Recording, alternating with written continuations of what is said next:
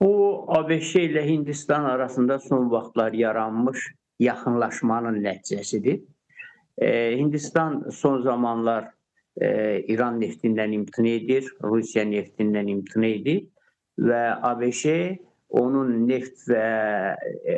neftlə təchizatını Venezuela'dan almasını, eləcə də Hindistan kənd sərfiyyatı və sair sahələri üzrə yarım trilyon dollarlıq müqavilə imzalanacağı planlaşdırılır. İsraillə Hindistan arasında yaxınlaşmanın bir çox istiqamətləri var. Onlardan biri Hindistan ərazisində yəhudilər var, yəhudilərin mühafizə olunması məsələsi var.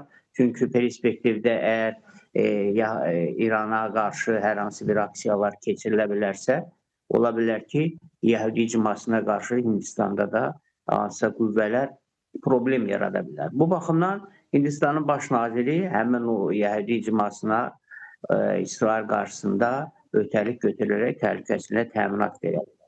Digər tərəfdən, əgər Hindistan ABŞ ilə yaxınlaşırsa, deməli, İsraillə də yaxınlaşması vacibdir. Çünki İsrail və ABŞ-nin yaxın şərq üzrə siyasətləri üst-üstə düşür və perspektivdə Hindistanın da regionda baş verən hadisələrdə iştirakı gözləniləndir. Çünki Hindistan özünü müsəlman ölkəsi sayılır və müsəlman ölkəsi olmadığından regionda baş verən hadisələrdə tərəfsiz şəkildə İsrailin mənafeyini yaxud İsrailin yürütdüyü siyasəti müdafiə edə bilər. Digər tərəfdən Modi Hindistanda müsəlmanlara qarşı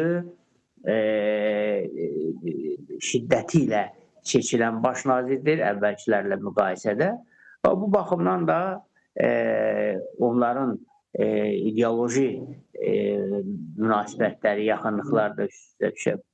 Odur ki, Hindistanın baş nazirinin indiki məqamda İsrail və ABŞ ilə yaxınlaşması həm də öz ölkəsində müsəlmanlara qarşı törət tutduğu divandan onların hüquqlarının tapdanması ilə bağlıdır ki, münasibətləri yumuşatmaq perspektivdə İsrail və ABŞ-nin beynəlxalq qurumlarda, beynəlxalq məsələlərdə ona qarşı sanksiya tətbiq etməməsi ilə əlaqədardır. Sədrəddin bəy, bir maraqlı məqam var. Netanyahu çıxışı zamanı qeyd etmişdi ki, İsrail İrana və onun dostlarına qarşı böyük bir qruplaşma yaradır. Yəqin ki, bu açıqlaması ilə siz də tanışsınız.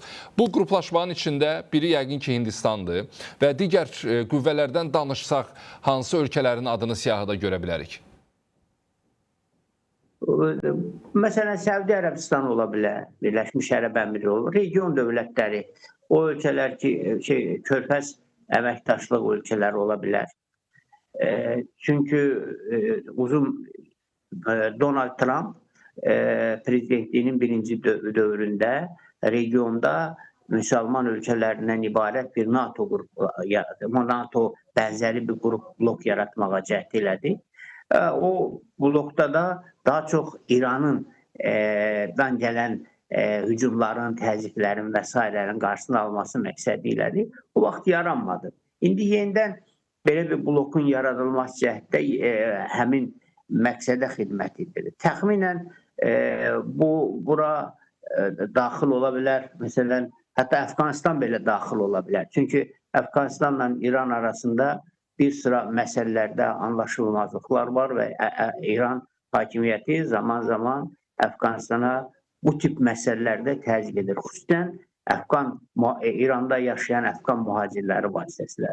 İki ölkə arasında su problemi var. İki ölkə arasında bəlucların məsələsi var. Çünki İran və Əfqanistanda bəluclar yaşayır və s.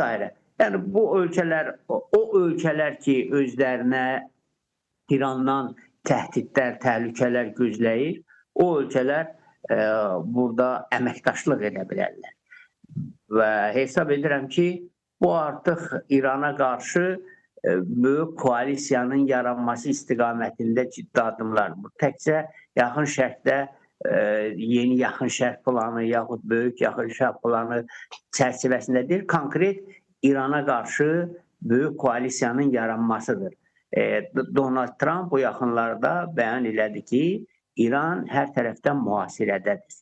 Yəni İrana qarşı, İran hakimiyyətinə qarşı koalisiyanın yaradılması perspektivdə İranın hərbi əməliyyatlar keçirməsi imkanlarını məhdudlaşdırmaq, çünki ayrı-ayrı ölkələr, o ölkələr ki, İranın həmin ölkələrin daxilində terror təhlükəsi törədə bilməsi, Amerika bazalarını, Amerikalı diplomatik missiyaları və s. nümayəndəliklərə qarşı təcavüzlər törədə bilməsi ehtimalları var. O ölkələr bu blokda ola bilərlər. Eləcə də bu məsələni İsrail nümayəndəliklərinə, İsraillə münasibətlərə şamil etmək olar.